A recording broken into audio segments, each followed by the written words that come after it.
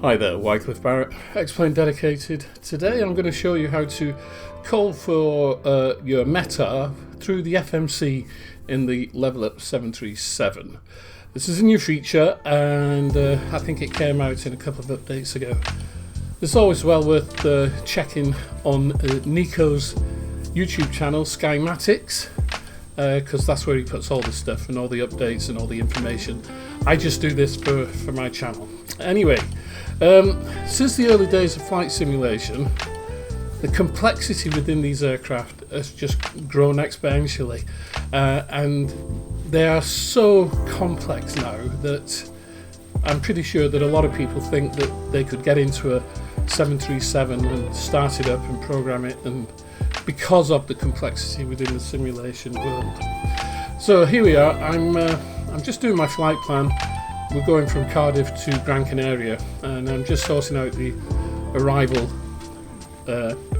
into Gran Canaria here, and you can see that I've done everything else, you know. Now I'm just going to the perf initialization page.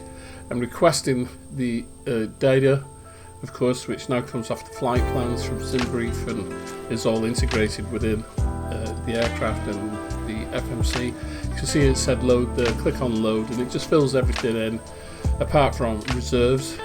So I'm going to put 2.9 tons in the reserve, which will be more than enough if I need to divert. And I'm going to select my takeoff outside air temperature, so at 45 degrees, and flat 5, and you see all the speeds there.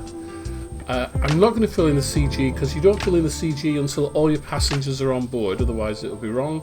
But now I need the runway wind, and the way to do this is that I will now go to menu, and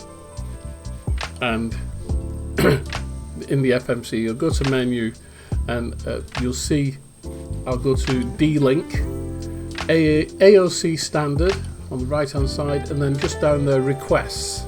So click on requests, and top left I want to request the weather. So I can request the weather for Cardiff, but I can also request the weather for my station 2, which would be Gran Canaria, GCLP, and I could also put my alternate airport in there if I so wished.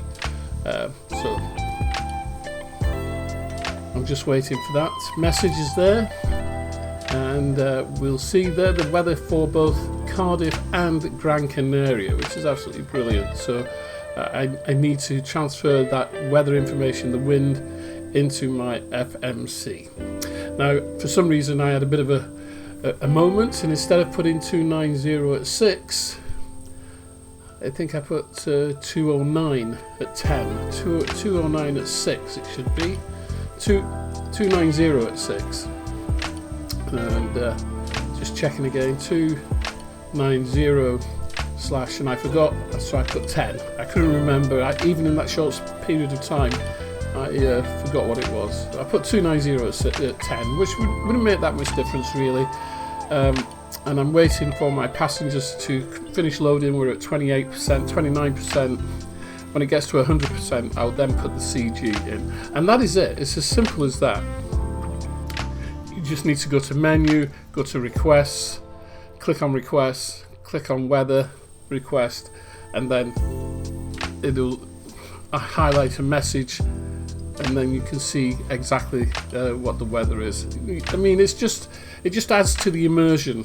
I mean, you could look on SimBrief, you could look on, if you're on VATSIM, you could type .METAR, EGFF into your pilot client, and it'll give you the weather.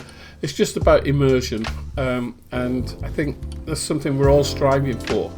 It's certainly something that the developers are striving for. They're trying to make these aircraft as almost as real as they are. Now, I've been in a full-size flight simulator for the 737-800, and because of my experience in flight simulation, going into that full-size flight sim in Gloucester, it was just, I mean, the only difference between X-Plane and that was the fact that what I was going in was 3D, it was real.